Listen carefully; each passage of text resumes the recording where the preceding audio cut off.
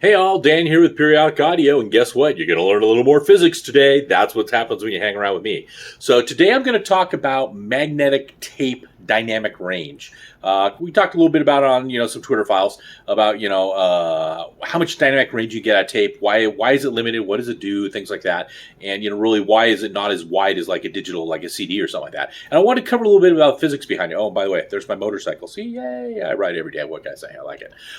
So anyway, I'm going to flip around. I'm going to give you a quick intro to what it is. I'm going to cover some high-level physics things, but I'm going to kind of make them real easy and accessible for everybody to kind of understand what's going on. So through the magic of phones, boom, you're looking at my board. So today, this is the magnetic tape dynamic range, what we're talking about. And it comes down to just a few things here, okay? Number one, magnets are basically, they're made by taking metals, blending them together, heating them up, pressing them into like a ceramic wafer, and then grinding it down, reshaping it, and then you can go ahead and magnetize it. So you basically are making sand out of magnetic material. But if you make it too small, it can't hold a magnetic charge. Yeah, actually, you can make things too small, they won't have a magnetic charge. And it turns out that the minimum domain, and we call that a domain, so how small something could get that will still hold a magnetic charge. In physics, we call that a domain. And it turns out that generally with most magnetic materials, the minimum domain size is around 100 microns, now, which is 1/100 millionths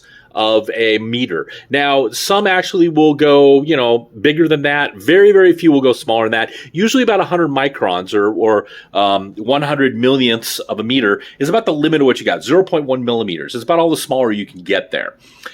So that's the smallest size element we can get. Anything smaller than that, we can't really energize. And that also limits the amount you get out. So we come to this next thing, which is called the BH curve. What the hell is BH curve?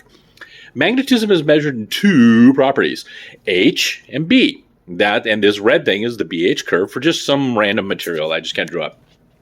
H is how much energy you put into it when you're trying to magnetize something. Because remember, when you magnetize something, you start with a magnetic material, and then you expose it to a magnetic field, and that can either be from another permanent magnet, or it could be from an electric magnet, electromagnet. You expose it to a magnetic field, how much energy we put into it. Big energy, no energy in the middle. And B is how much energy is left inside of the material after you've magnetized it. So you can think of, this is how much it takes to charge it, this is how much it retains. Always. And then, of course, discharge, you would, do the inverse, or if you want to, if it was a discharge, that kind of thing to get it to go at it. That's what traced out. That's what the BH curve is. So remember, how strong you have to be to magnetize it, how much is left inside the thing when you're done. So what we do is we expose it to a big field, and as we start to expose on this red thing, as we start to expose it, it starts to charge, and then it kind of saturates and limits out. Don't matter how much stronger your magnetizing field is, it's not going to get any stronger. It's not going to retain more magnetism. So it's like, you could think of it as like a glass of water. You can start pouring a little water into a glass, but once the glass is full, I don't care how much more water you pour into that thing, it's only going to hold so much water. It's full. Same thing with a magnet, with a magnetic material. Once it's full, it's full. So the dynamic range you get then is very interesting. So for instance, I'm going to take this blue pen here, and I'm going to, as I drop the black one on the floor, and I'm going to say, this is maybe the minimum of a single domain.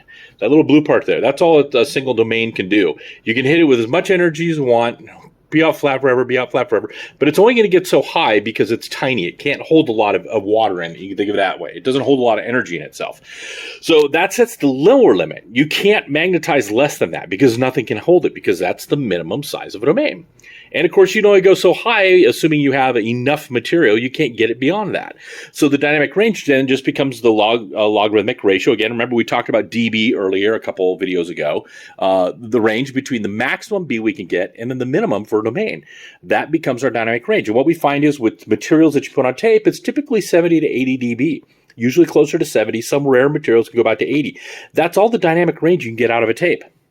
And it's simply because the domain size is limited, which means the amount of B field that it can hold, how strong the remaining magnetism can be, is limited. And of course, you can only make it so strong in the first place to start with. So it's that ratio of the minimum to the maximum that sets your dynamic range, and that's what sets the overall tape dynamic range. So that's why tape it's better than LP. Better than LP's got bigger dynamic range, but typically 70 to 80 dB is where you end up with your magnetic tape. That's including like half inch and quarter inch reel to reel, all that kind of stuff. stuff. You can't get better than that. Whereas a CD, because it's a digital-based system, you get 6 dB per bit, 16 bits, you get 96 dB. That's why CDs and digital systems have much more dynamic range. So I hope this helped explain why tape is limited. It comes down to how small you can make the grains. If you make them smaller than this, they don't work. It explains it's about how strong you can magnetize something. You can't magnetize it past its saturation limit. And then it's just the ratio of, well, what do I get out of a single tiny grain? What do I get out of a fully saturated, solid, infinite piece of material? That's the dynamic range. That's the most I can get on the B field because that's what we read out. There we go. I hope that helps. Dan Wiggins at Periodic Audio. There's a quick technical explanation of magnetic tape saturation. If you have any other questions, feel free to reach on out to me. You can contact me on Twitter. You can contact me in this YouTube video or anything else you want. I'll try to answer them as quick as I can. I try to, want to educate people about what's going on. If you have any questions about audio, Periodic Audio, we're the guys who help you out. Take it easy. Talk to you later. Bye.